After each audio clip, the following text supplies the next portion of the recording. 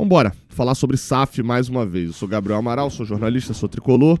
Semana sem jogos e o assunto volta à tona. SAF no Fluminense. Eu vou já deixar claro uma coisa. O canal Raiz Tricolor já tem 7 anos, né? Faz 7 anos essa semana, inclusive.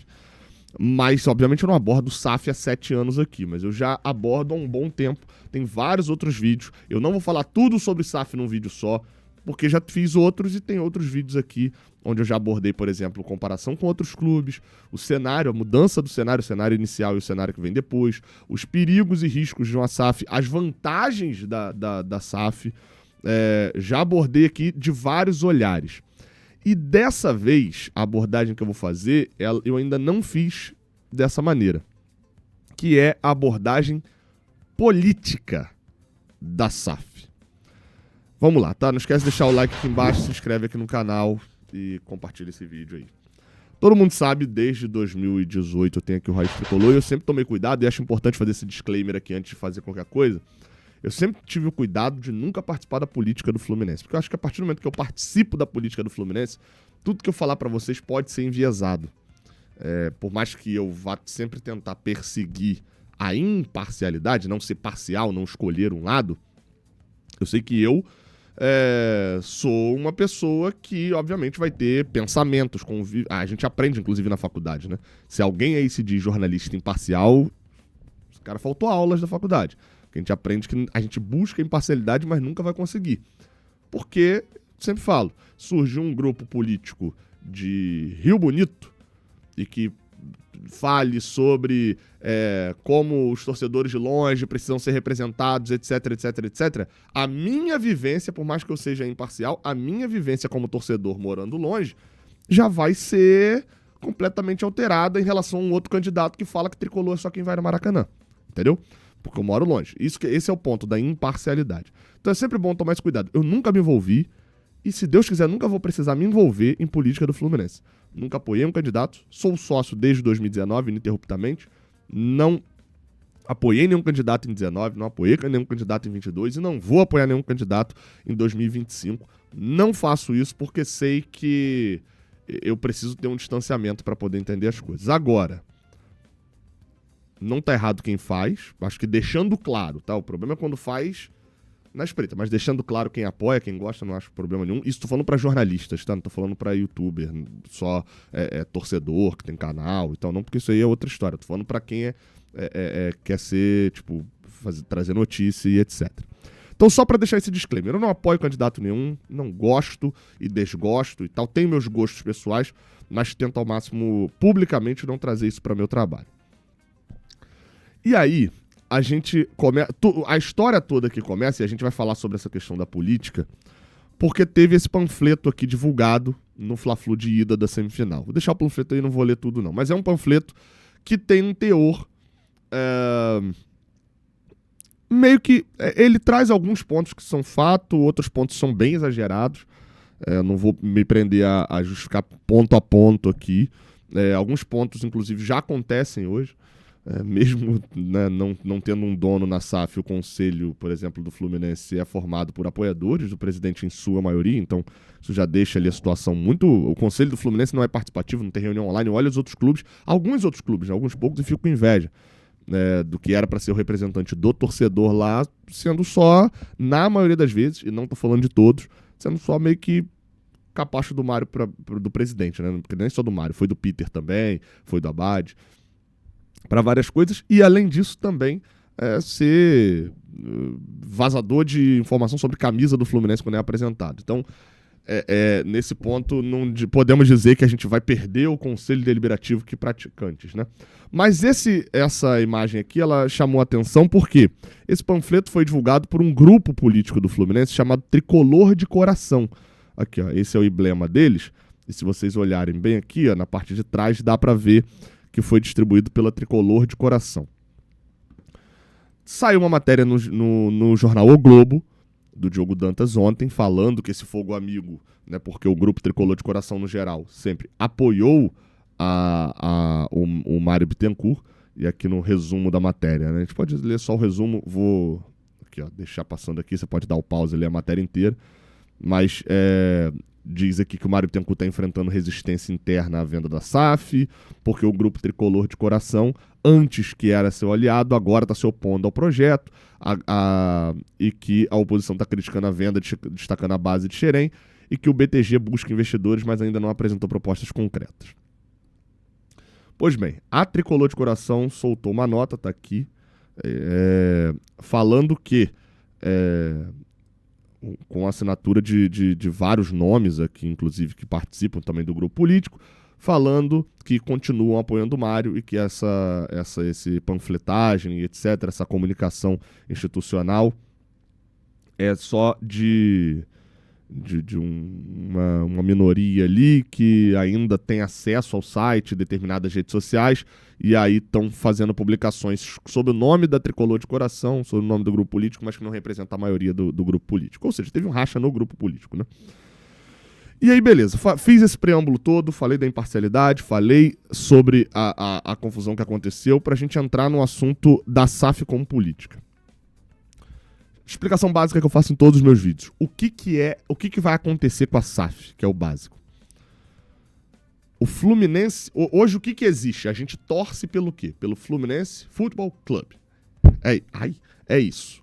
A gente torce por essa empresa, por esse CNPJ que existe lá, que é um clube associativo. A gente é sócio, etc. A lei da SAF permitiu que o Fluminense Futebol Clube pudesse criar uma nova empresa e chamar essa nova empresa de Fluminense SAF, por exemplo, e passar tudo que é do futebol, SAF se é Sociedade Anônima do Futebol, tudo que é do futebol para Fluminense SAF. Inclusive, por exemplo, vaga na Série A. A CBF é obrigada a autorizar que a Fluminense SAF assuma a vaga na Série A do Fluminense Futebol Clube. E o Fluminense Futebol Clube passa a não ter mais nada relacionado a futebol. O que ele tem? Ele é dono da empresa que tem tudo do futebol. Quando a gente fala de venda da SAF, e isso para acontecer precisa da votação dos sócios, passar em conselho, assembleia, etc. Isso para, depois que está criada uma nova empresa, o Fluminense pode, por exemplo, vender essa nova empresa. Vou usar o exemplo do Botafogo. A Botafogo de Futebol e Regatas criou a empresa Botafogo SAF, passou tudo para lá, todos os jogadores, todos os contratos que tinham de patrocínio, todos os contratos que tinham, por exemplo, envolvendo vaga na Série... Acho que o Botafogo fez quando estava na Série B. Vaga na Série B, vaga no Campeonato Carioca da Primeira Divisão e etc. Porque você não está criando um novo clube. Você está criando um novo clube, mas está pegando tudo que era do Botafogo de Futebol Regatas e jogando para o Botafogo SAF. E depois decidiu vender 90% da Botafogo SAF para o John Textor, para a Eagle Holding, né? Mas vamos usar o John Textor. E segurou 10%. Por que ele segura 10%? Porque se ele vender mais de 90%, o John Textor poderia mudar escudo, poderia mudar cor de camisa, poderia mudar nome do time, poderia mudar uma série de coisas. Segurando 10% não pode mudar nada disso, tá? E quem é o dono desses 10%? A Botafogo de Futebol e Regatas, que eu acho que o presidente, nem sei se é o Durcésio ainda lá, mas o presidente ainda é eleito pelos sócios do Botafogo, etc., que elegem um presidente que vai, dentre outras coisas, cuidar desses 10% do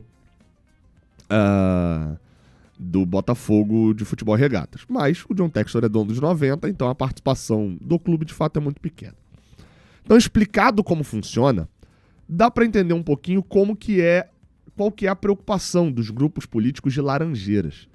Todo mundo sabe, quem me acompanha aqui, mas ninguém é obrigado a me acompanhar, que eu cobro muito aqui a questão da transparência nesse processo de SAF. A gente tem algumas dúvidas que não foram esclarecidas ainda. E, no geral, eu aqui do Raiz Tricolor só tenho direito a uma pergunta na coletiva do Mário Bittencourt e, na maioria das vezes, ainda é restringido ali. Por exemplo, as últimas que a gente foi, só podia perguntar do John Arias. Então, a última que teve pergunta sobre SAF, ele respondeu que só que o assunto estava andando e que não ia dar nenhuma atualização. Então, eu, por exemplo, quando tive a oportunidade de perguntar sobre SAF, perguntei e ficou bem claro que existe um desejo do Mário Bittencourt de ser CEO da SAF e que ele se acha plenamente capacitado. Fiz a pergunta sobre isso. Então eu só tenho uma pergunta em coletivas do Mário, às vezes tem 3 meses, 4, 5, 6 meses sem ter. E a gente não tem uma exclusiva com ele já há mais de 2 anos. Então, tem alguns pontos que estão carecendo de transparência.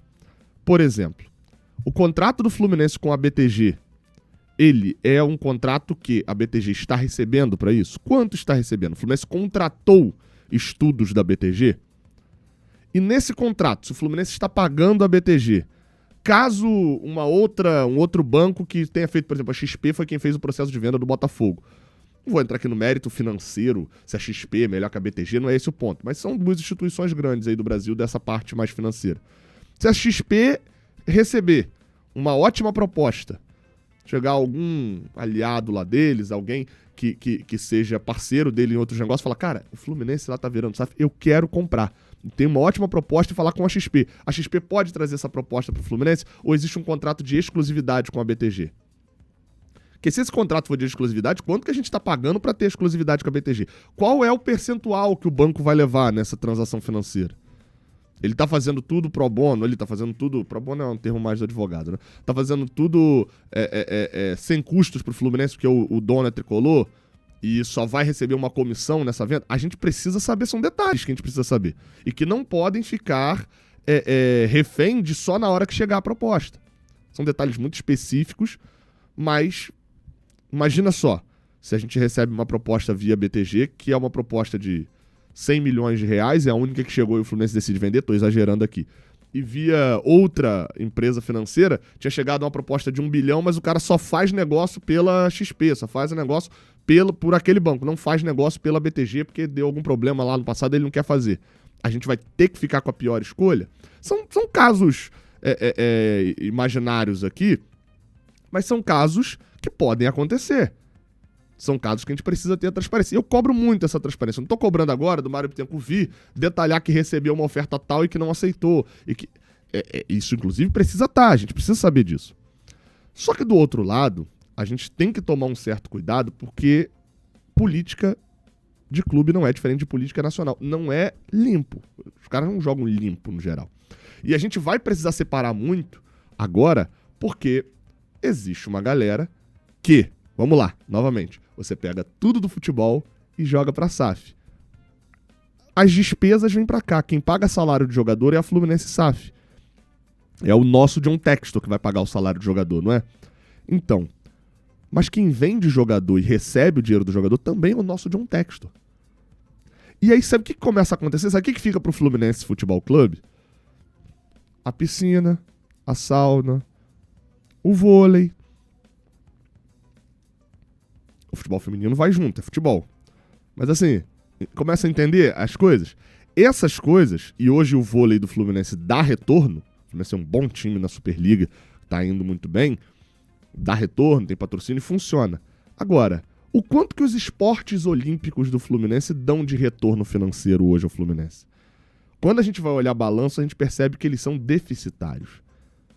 Eles precisam do dinheiro da venda do João Pedro de Xerém, e eu tô aqui falando isso, mas pode ser do título da Libertadores. Eles precisam do dinheiro que o futebol dá para poder manter os esportes olímpicos. Nem tô entrando aqui no mérito se é certo ou errado. Se a gente não pode ser hipócrita também de querer que o Fluminense acabe com todos os esportes olímpicos na Olimpíada, querer ficar aplaudindo e reclamando que estão valorizando que o Flamengo não acabou com o esporte olímpico dele, que a Rebeca Andrade é do Flamengo, etc. É uma zona meio cinzenta. Mas o meu ponto é o seguinte: o grupo político que tiver contra a SAF, a gente tem que entender o porquê que ele tá, e tem que ser claro.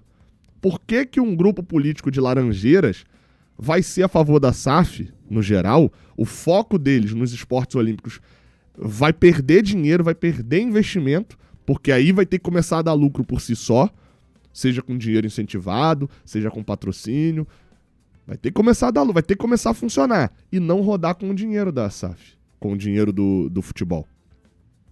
Por que que tá sendo contra? Tá sendo contra, de fato, porque a gente precisa entender melhor o processo? Tá sendo contra a SAF, de fato, porque a gente vai passar a ter um dono, e aí esse dono pode fazer o que quiser? Não é muito bem assim que pode fazer o que quiser, né? Como eu falei, tem algumas limitações. Mas ainda assim, de fato, me preocupa. O Fluminense, depois que vendeu, meu amigo, acabou, não tá mais na tua mão direito, não. Na pior das hipóteses, hoje em dia, a cada 3 anos, tem eleição. A gente sabe, o sócio torcedor vota. Então a gente sabe que tá pior, vai lá num cenário que a gente tem pelo menos uma utopia de que a gente tem voz dentro do Fluminense, mesmo sabendo que o conselho é eleito do jeito que é e etc. Com o dono não tem mais isso. Mas ainda assim, qual é a preocupação? Porque agora a gente vai entrar num cenário de jogo político, e jogo político é sujo, na maioria das vezes. E dentro de clube de futebol também. E aí, por que eu tô falando isso? Porque vai ficar de um lado gente fazendo drama com uma questão da SAF por interesse próprio, porque aí o polo aquático vai ter que começar a arrumar dinheiro lá dentro. Tô dando exemplo, tá? Não tô falando diretamente, um abraço pra quem pratica e tal, não é essa a questão aqui. Tô falando institucionalmente. Vai ter que começar a se movimentar pra poder, vai tirar dinheiro. O futebol que dava lucro dentro do Fluminense, né, entre aspas, óbvio que boa parte das dívidas também foi contraída por causa do futebol, mas mantinha, vai ter que começar, só que a qual motivo estão falando isso? É que vai acabar o esporte? Não, vão usar isso com mentira. Aí do outro lado, vai estar o Mário Bittencourt também, e o grupo da gestão, pegando qualquer crítica, qualquer pedido que seja feito, como por exemplo esses que eu falei aqui agora. A gente precisa saber como é que é essa questão da BTG com o Fluminense. Porque só a BTG... Qualquer pedido de transparência vai ser encarado como isso é política e jogar pra lá. E não é bem assim. Por isso até que eu fiz o disclaimer no início. Eu não tenho nada a ver com um grupo político. A única coisa que mantém o meu rabo preso é a minha própria opinião. E a gente precisa entender um pouco melhor essa questão toda da SAF. A transparência só vai vir quando apresentar uma proposta e todas as outras que foram recusadas. A gente não vai ter o menor conhecimento. A torcida só vai participar de um sim ou não final. Como vai ser o jogo de bastidores? Que a gente sabe como é o jogo de bastidores.